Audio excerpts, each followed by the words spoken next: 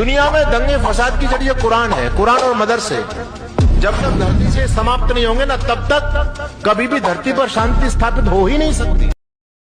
শালা গেরুয়া কালারের বোকা দোচা, শালা কুত্তার লেজের মতন তো হয়ে গেছিস তোরা, কোনোদিন শুধরাবিও না আর মানুষকে শুধরাতে দিবিও না। তোদের মতন বোকা দোচাদের জন্যে, ঠিক আছে, আজকের এ সমাজে এইসব ধরনের ঘটনাগুলো ঘটছে। তোদের জন্যই আজকে হিন্দু মুসলমানের মধ্যে বিবাদ হচ্ছে।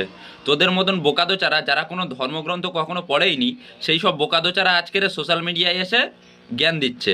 আরে বোকাদোচা, শালা নিজে একটা জিনিস ভেবে দেখ যে জয় শ্রীরাম কোনো মাদ্রাসায় পড়া ছেলেরা, কোনো দাড়ি টুপিওয়ালা ছেলেরা জোর করে মানুষের দিয়ে বলাচ্ছে না। কখনো কোনো মুসলমানের ছেলেরা কখনো কাউকে জোর করে আল্লাহু আকবার বা নারায়ে তকবীর বলাচ্ছে না, লা ইলাহা ইল্লাল্লাহ কলমা পড়াচ্ছে না।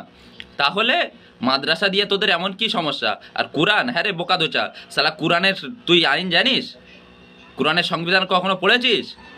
আরে কুরআন তো ছাড়, তুই যে হিন্দু ধর্মে আছিস, হিন্দু ধর্মের কোনো ধর্মগ্রন্থ পড়েছিস?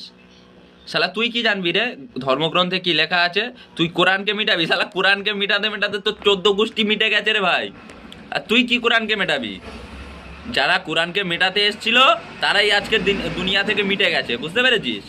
ও আবার এসছে ইসলামকে দুনিয়া থেকে মেটাতে। শালা বোকা দোচা, শালা গুহায় জন্ম, বোকা দোচা, শালা নিয়োগের মাধ্যমে জন্ম যাদের তারা আবার ইসলামকে মেটাবে। শালা অন্ধভক্ত গোবর খেকো জাত, শালা চুতিয়া।